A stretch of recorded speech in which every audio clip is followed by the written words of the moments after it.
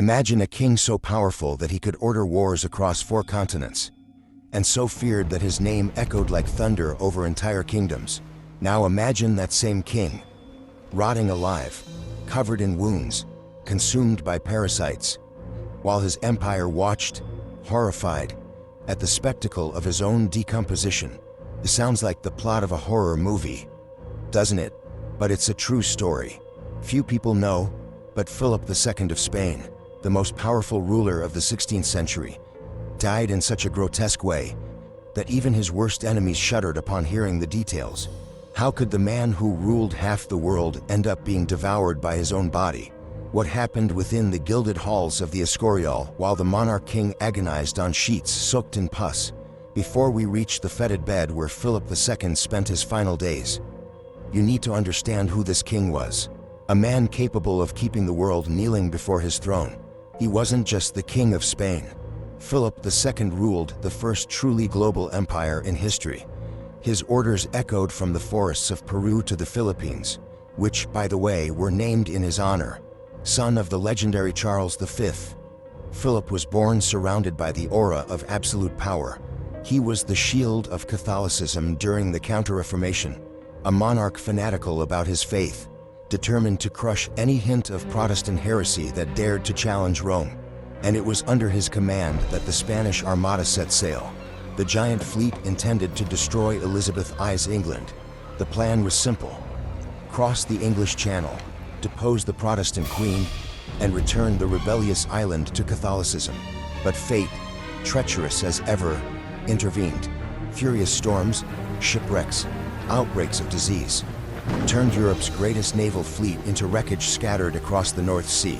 The defeat was humiliating, but even so, no one dared underestimate Philip II, because his power was still immense. He was the man who ruled the world, and, at the same time, a man who carried within himself the seeds of his own destruction. What no one could see was that behind the stone walls of the palace, Philip II was beginning to fight a war far more cruel than any battle at sea or on Europe's fields. A war against his own body. From a very young age, Philip carried a dark inheritance: gout, a cruel disease that might seem simple today, but in the 16th century, meant pain so intense it could leave kings screaming in the middle of the night. Can you imagine ruling half the world, while every step felt like nails driven into your joints? By the age of 30, Philip II was already suffering violent attacks of gout. His toes swelled painfully, his ankles puffed up, his knees stiffened like stone. The attacks were so severe that they began to deform his bones, a constant torture, almost invisible to those who saw him sitting on luxurious thrones or receiving ambassadors in marble halls. But the disease didn't stop there. Over the years, the gout evolved into something even worse: a form of arthritis so aggressive that it turned the king into a prisoner of his own body.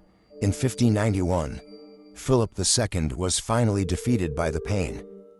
His joints were so destroyed that he became confined to a special chair, unable to walk. His knees looked like 2 inflamed balls, and the fingers of his hands twisted at grotesque angles. Every attempt at movement drew hoarse sighs from him, or muffled cries, stifled by the pride of a man who was still the ruler of a colossal empire. And even so, he did not stop. A man who could barely stand, yet who continued to govern an empire stretching from Mexico to the Philippines. He still spent hours over stacks of papers, reading reports, signing decrees, planning royal marriages and military strategies. For Philip II, the throne was not just a symbol, it was his divine mission, and he was willing to endure almost superhuman pain to fulfill it. But there was one thing he could not control, because while Philip maintained a facade of iron before diplomats and generals, inside him, something far more terrible was beginning to grow. And when the spring of 1598 arrived, everything he had endured for decades collapsed in a horrifying way.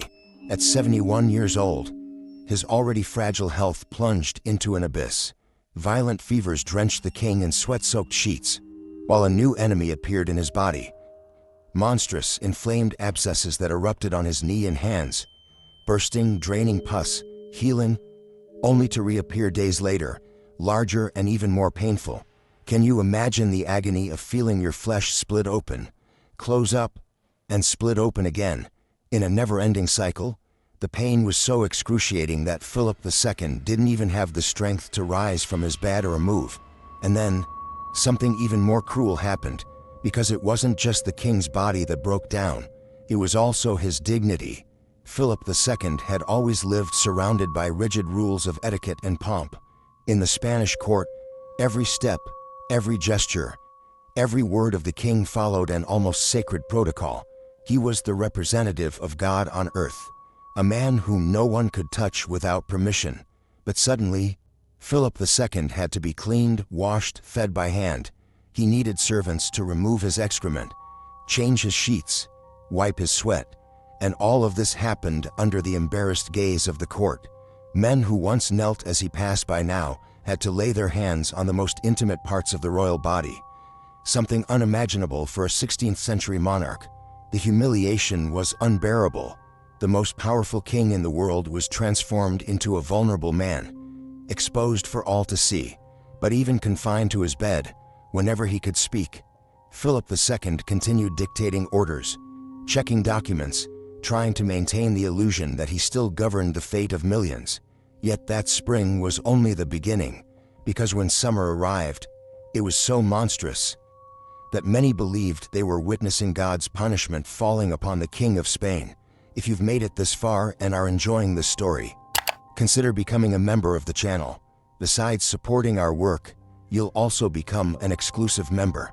The link is down below in the description. It was a blazing summer, as if all of Spain were being turned into an oven, and inside, in the closed-off chamber of the Escorial hell was taking shape within the king's body. The abscesses, which had once appeared in isolated spots, spread across his skin, his legs, arms, back, chest. Everything began to swell, redden, burn. The wounds opened up, releasing thick pus mixed with blood, and exhaled a putrid stench so intense that it permeated the carpets, the curtains, even the stone walls. The courtiers, even the most loyal ones, were forced to cover their faces with handkerchiefs soaked in strong perfumes. Philip II, ashamed, ordered the windows to be closed. He preferred to suffocate in the heat rather than allow the stench to spread beyond his chambers, and the extreme summer heat only made the odor even more unbearable, and with it came insects and parasites. First, the lice appeared, small, almost invisible at first, but they multiplied into a living plague. The servants shaved the king's head, changed his sheets, burned his clothes, and still the lice kept returning. And then, something even more horrifying began to happen. The maggots, tiny white worms that nested in the wounds, devouring the necrotic tissue. Every day, servants had to remove maggots from the open sores, but all it took was for the king to turn his body in bed, and there they were again, emerging from the pus, writhing, alive. Some of the wounds grew so large that they turned into giant ulcers. Some even exposed the king's bones, revealing internal cavities. And that's where the maggots clustered most densely, in a focus of putrefaction and horror. But Philip II remained conscious, and, between muffled screams of pain, he still tried to speak about matters of state. Can you imagine that scene? The most powerful man in the world, in such a state, being quite literally eaten alive. In the final weeks of the summer of 1598, the king began to rot from within. His kidneys began to fail. The fluids that had once drained from his body became trapped, swelling his arms, legs, even his face. The fever raged out of control. The king's eyes rolled back amid visions only he seemed to see. Sometimes he murmured prayers. Other times, he shouted military orders to imaginary armies. It was sepsis, the generalized infection, destroying his body and his mind. Even on the brink of death, Philip still wanted to fulfill his role as king. He ordered his children to be summoned. One by one, he had them approach his bedside. His heir, the future Philip III, knelt before him, and Philip II, with a weak voice, warned his son about the fleeting nature of power. He told him that every king, no matter how great, would eventually end up as he had. Alone, rotting in a bed, facing the judgment of God. On September 13, 1598, Philip II felt the end approaching. He asked for the last rites. He requested that the same crucifix be placed upon his chest, the one that Charles V had held when he died. And then, at 5 in the morning, Philip II died. He suffocated. His body, already filled with fluid accumulating in his lungs, drowned him slowly, likely due to pulmonary edema or a terminal lung infection. In that moment, not only did a life end, but also the echo of an empire that would never be the same again. Yet the death of Philip II was only the beginning of another macabre chapter. His body was already so overtaken by putrefaction, so ravaged by infections, that the doctors discovered it was impossible to perform a proper embalming.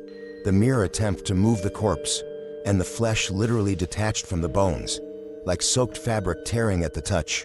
In a desperate attempt to contain the stench, they poured perfumes, resins, and oils over him, but it was useless. The body continued to disintegrate.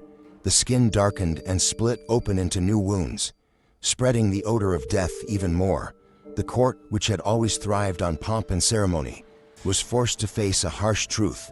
The king could not be laid out in state as a monarch should be. The funeral ceremonies were shortened. The coffin had to be sealed in haste. There was no time for long speeches or solemn farewells. The body had to be hidden before it completely fell apart. And so, almost in secrecy, Philip II was buried at the Escorial, the very palace mausoleum he himself had commissioned as an eternal symbol of Spanish power. No crown, no throne, no empire could protect him from that final destiny. But the repercussions of his death also gave birth to legends, political interpretations, and disputes over the meaning of his monstrous suffering. For Protestants across Europe, the agony of Philip II was nothing less than divine punishment. A tyrant has fallen, they said. A persecutor of the faithful was devoured by his own body, under the weight of the sins he committed. Pamphlets circulated in Protestant cities, describing gruesome details: maggots, wounds, the unbearable stench, as proof that God had delivered justice. In England, under Elizabeth I, the reaction was different. The English government chose discretion. There was no loud celebration. Instead, writers and chroniclers preferred to emphasize the reminder of common mortality, how even the most powerful king could be reduced to dust. In Spain, however, the official story was quite different. Court chroniclers softened the details as much as possible. In the royal records, there is almost no mention of the stench, the maggots, or the flies crawling into the king's ears. What was recorded was the image of a pious sovereign who faced suffering with dignity, surrendering to divine will until his last breath. But the truth was far more cruel. Today, doctors and historians try to understand exactly what happened inside the body of Philip II. The consensus is that his gout, present since his 30s, evolved into severe forms of arthritis, possibly even rheumatoid arthritis. This would explain the terrible deformities in his joints and his confinement to bed. There are also clear signs pointing to diabetes. Reports of intense thirst, swelling, edema, and recurring infections all indicate uncontrolled blood sugar levels, worsening the king's overall condition. But nothing was as lethal as a systemic infection, most likely caused by Staphylococcus bacteria. It was these microorganisms present in the abscesses that spread through his bloodstream, causing sepsis, leading the king into delirium, extremely high fevers, and the final collapse of his organs. And there's one detail that chills even the most experienced doctors: stage 4 pressure ulcers. When the body remains bedridden for months without moving, the constant pressure causes the skin to necrotize, opening craters that can reach down to the bone. It was in these massive wounds that the maggots settled, feeding on the dead tissue. Few cases in all of medical history have reached this level of horror. The death of Philip II is now studied as an extreme example of physical suffering and human vulnerability, reminding the world that not even kings are safe from the frailty of the body. Today, ironically, the way Philip II died is remembered more than many of his political achievements. It has become a symbol, powerful memento mori. And what about you? What do you think? Do you believe Philip II's suffering was merely the cruelty of fate or divine punishment for his actions? Tell me in the comments. I'd love to know what you think about this story. If you were impressed by these stories, imagine how many other secrets are still hidden in the dark corridors of history, and this is the right place to uncover them. If you want to keep exploring the darkest corners of history, subscribe to the channel, leave your like, turn on notifications, and come along with me to unravel the mysteries that time has tried to erase, to discover the most brutal and violent punishment methods used in the Ottoman Empire. Just click on the screen and check it out.